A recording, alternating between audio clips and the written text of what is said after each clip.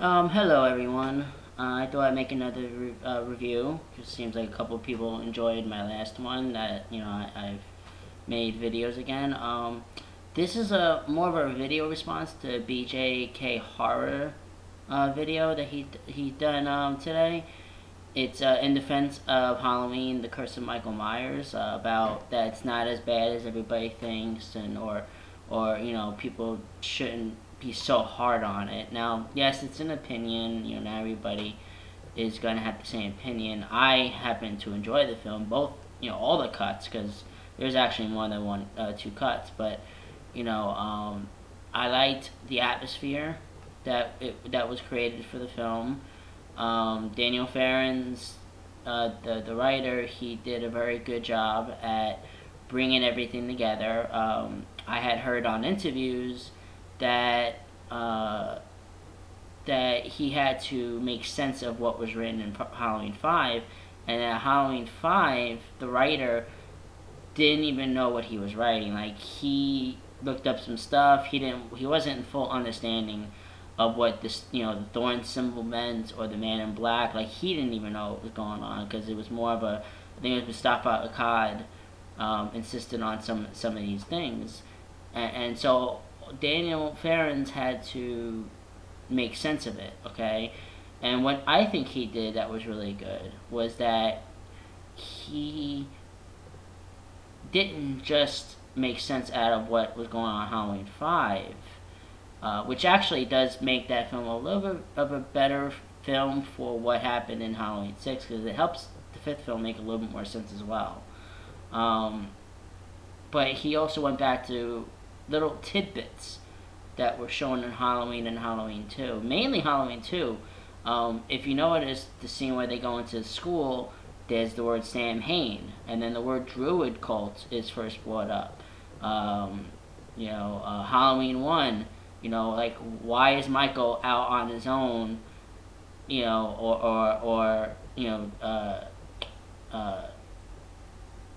his sister, Judith, saying that he's around here somewhere, not knowing where he is.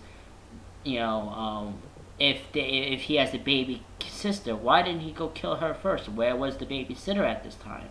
He made sense that, okay, well, maybe Michael was out being babysitted with this other, with his little sister, and when he was running out of that house, he was going to go kill her. It doesn't make sense why he didn't just kill her first, but you get what I'm saying. I did like, that they brought Tommy Doyle.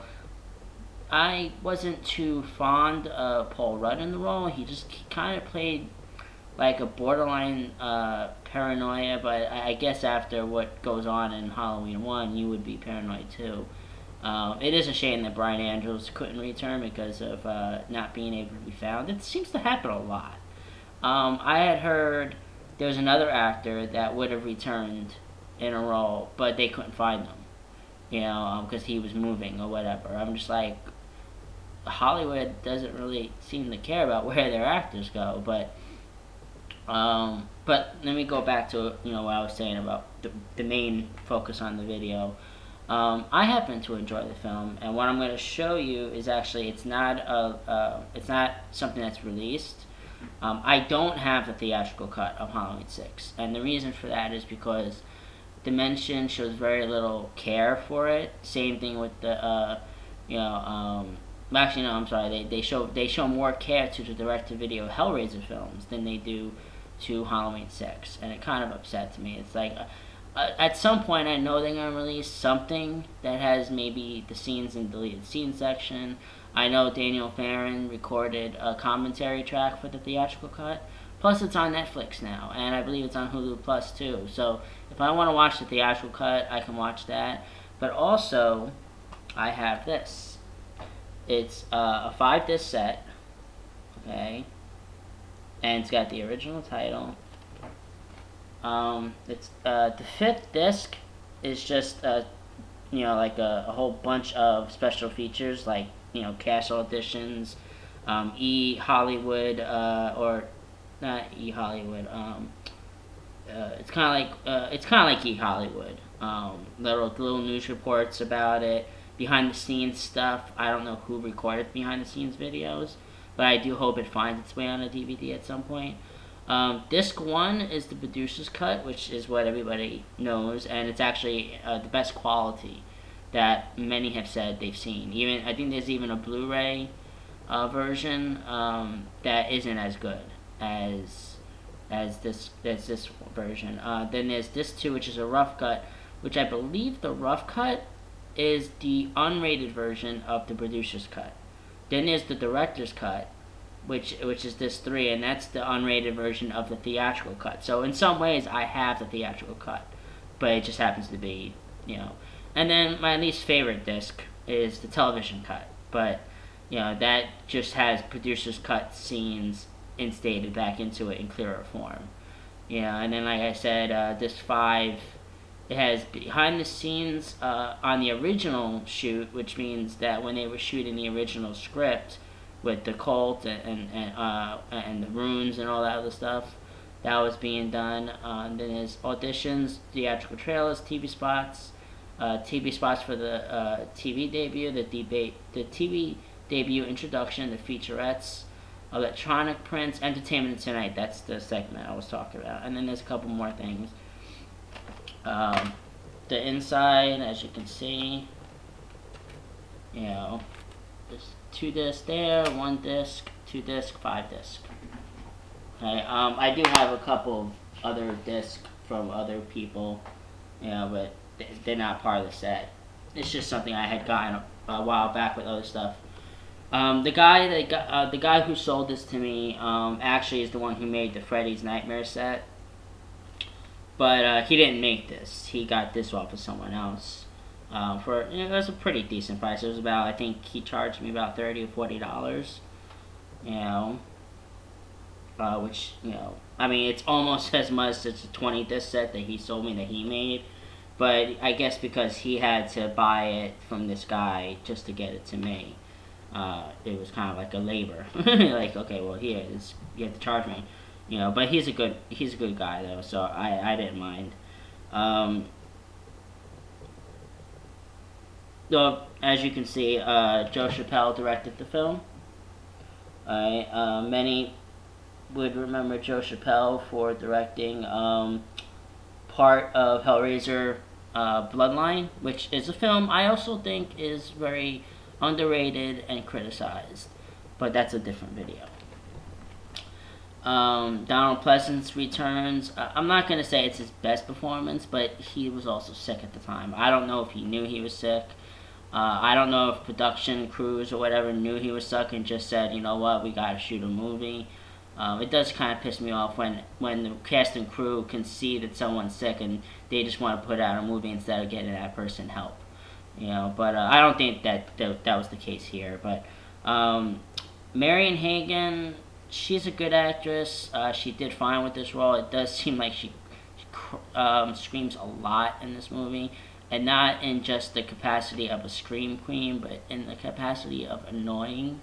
There are times in the movie where I'm just like, Michael, shut her up, But it's not against her. She's a good actress. She did pretty decent.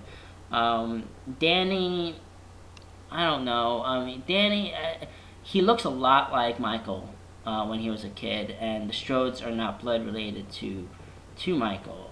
They're only related through the fact that they adopted Jamie Lloyd. I mean, not Jamie Lloyd. Laurie Strode. And I wasn't too. I'm not going to be harsh on the actress playing Jamie Lloyd in this. She had a tough role to have to fill. After all, Danielle Harris wanted to return, but but she wanted a better death for herself. I believe the first draft. I don't know if Danielle is watching. Please comment. I think I had heard that one of the first drafts had her dying protecting Danny and all of them at the end of the movie. Like, she was in a good portion of the movie. And then when they were trying to get Danielle back, they cut that back. They had to cut back the scene so she wouldn't get paid as much or something like that. And then it was just cut down to her dying within the first 15 minutes, which I think I'm not gonna say shit on on the actress playing Jamie Lloyd, because look, she had a job to do, and don't crucify her for what the studio didn't want to pay extra for. If you're gonna crucify anybody, do it to the studio. They're the ones that say, well, we don't want to pay you extra. If that was the case, that is. I don't know if that was the actual case. If Danielle would have come back for less, or if she would, or if it just was script problems or what. But I would say that this is a great film. It goes back to the heart of the original. It takes elements from the fourth film, which I enjoyed. I do think it's one of the best. And it brings back George Wilbur. I mean, that's the biggest part of Part 4 that they took. That was the best, was George Wilbur. He did a great job. He is very intimidating. And I actually think he looks better in this film than he did in Halloween 4. I don't know if it's because maybe he bulked up more. Maybe the mask was more, better fitted or whatever. I would say that this is definitely the best of the Dimension films. Okay, I enjoyed Resurrection for what it was. I'm not gonna lie, I was sitting in the theater shouting during the webcam scenes, just like everybody else, and I guarantee you those people just jumped on the hate bandwagon and are like, oh, this movie sucks, but yet they were in that theater shouting too. Busta Rhymes wasn't the best, of course, but he's not an actor, so I'm not gonna expect him to, be able to play a part well. I think LL Cool J did a better job in H2O, and I actually did a parody trailer years ago on my old account, and it was basically the trailer for Halloween H2O with the Dawson's Creek theme song, and you wouldn't believe how fitting that theme felt to that trailer. It's not just Scream-like, it's Dawson's Creek-like, and it goes without saying because Kevin Williamson did write all three. He wrote the Scream films, he wrote Dawson's Creek, and he wrote Halloween H2O. So obviously and it's within that same period of time too, and all Dimension wanted to do was say, oh, this is popular right now, let's add this, let's ask Josh Hartnett, who can't act worth a shit, put him in there. Let's get Michelle Williams because she's a great actress, and she's on Dawson's Creek, a hot new show. Let's put her in that. It felt very commercialized, and that's why I'm not a big fan of H2O. But that's a different video as well. This, in my opinion, is the last truly great Halloween film, and that's because it stuck to its independent roots.